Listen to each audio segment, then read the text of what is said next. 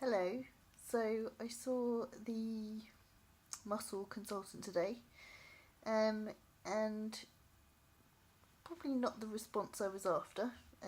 The response I was after was probably the same one my mum was after, which was that we'd go in there and they'd say, "Oh, it's this, and it's easily fixed," and we didn't get that answer because it's not that. The guy was brilliant. He was a great consultant.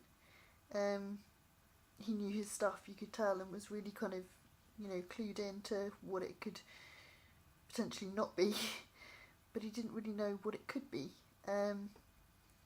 So it's basically going to be a case of diagnosis by exclusion.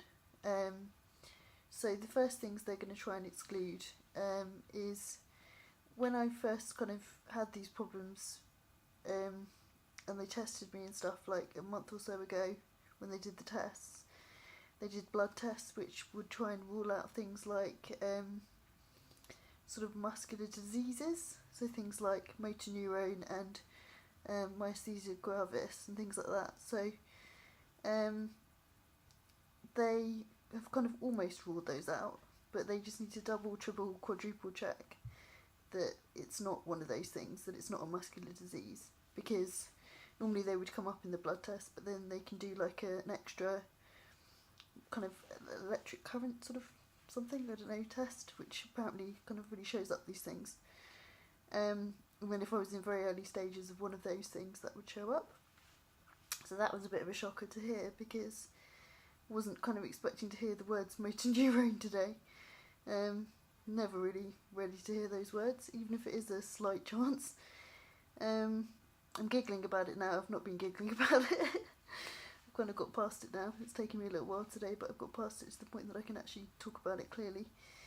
Then what they'll do is he's going to be talking to my Parkinson's consultant, and they'll be working out between them whether there's anything else that they can do. So things like trying to rule out whether it's the medication that's causing it, because I think in like 1 or 2 cases in the world ever, it's been caused by Parkinson's medication, and I'm just that unlucky that I might be the third. So they will be looking at that and trying to work out whether they can strip back some of my meds and test it and see whether that's doing anything. There is also the fact that it could potentially be this other thing which is untreatable, but that is often in people who are 70. So again, I could just be a 70-year-old in a 35-year-old in a 70-year-old's body. 34, I've just aged myself. Ridiculous. So he said a lot of things that he thought it wasn't, but he didn't really say what he thought it was. So I think it's going to be a lot of trial and error and a lot of kind of hanging on in there and not getting angry about it, which is annoying, because I think I wanted the silver bullets today. I wanted right, keep doing this, have lots of physio and it will make it better. And I didn't get that. So I think I wasn't really expecting to go in there and have the best news, but I wasn't expecting no news. And I think I was kind of expecting the worst thing would be they'd say it's not going to get better. I didn't think the worst thing would be potentially another condition on top. I think I'd be the most unlucky person in the world to get Parkinson's and motor neurone, so fingers crossed I'm not that unlucky.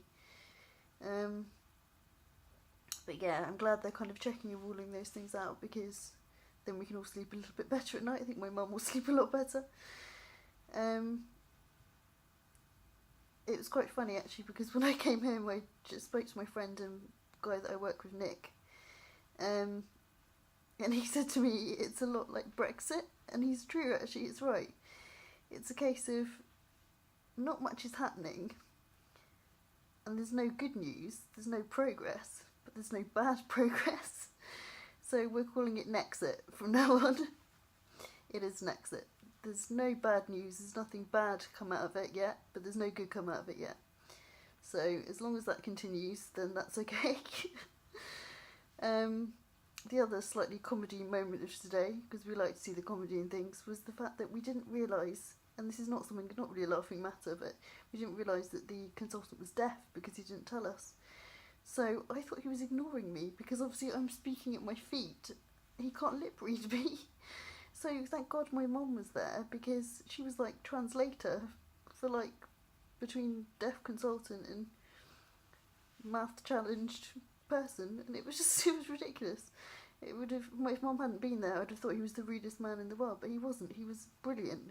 But I just couldn't see that he wasn't understanding me, and I couldn't see what I was saying because my mouth was aimed at the floor. So we had some much kind of hilarity ensued because of that, and Mum was very good at making sure I knew what was happening, making sure he knew what I was saying. So Mum was the English to English translator today. But yeah, it's definitely taken me a while to get to the point that I can talk about it today. I was incredibly shell-shocked, I think, when I got home earlier, because I've this whole time been told that it's something that will potentially be fixable, and I guess my worst case scenario was that it wouldn't be fixable. And now my worst case scenario is something a whole lot worse. And I know it's a really slim thing, but it's still a thing. But as ever, we are remaining positive, because at the moment no news is not bad news, Nexit style, and just plodding on really, just continuing with the stuff that I've got to do this week and trying to kind of not think about it too much, because getting upset about it is okay for a short period of time, but getting upset about it for a long period of time doesn't make any difference. It does not change it. It doesn't actually make it a better situation, and it makes my eyes hurt. So it's just something you have to sort of just get on with and hope that it's good news. Hope that it's not bad news. Even not bad news would be fine. And we're going to kind of continue as normal and continue to do the exercises, even though they've said that there's probably not much good in doing them because they don't know what it is. I'm going to continue to kind of stretch my neck out and try and kind of, do the physio stuff they've suggested and look after my neck, because it can't do any harm. And if they say that it's untreatable, then we will find a way of doing stuff that makes it more comfortable. We'll try other things, because it got like this, it can unget like this, in my theory. We can make it slightly better, I'm sure. And while I'm able to lift my own head, not with my head, but with my hand, then I feel like there is, some hope for being able to get it back to normal. So, probably not the update I was hoping to give. I was hoping to be all like magic and like, yeah, my neck's fixed.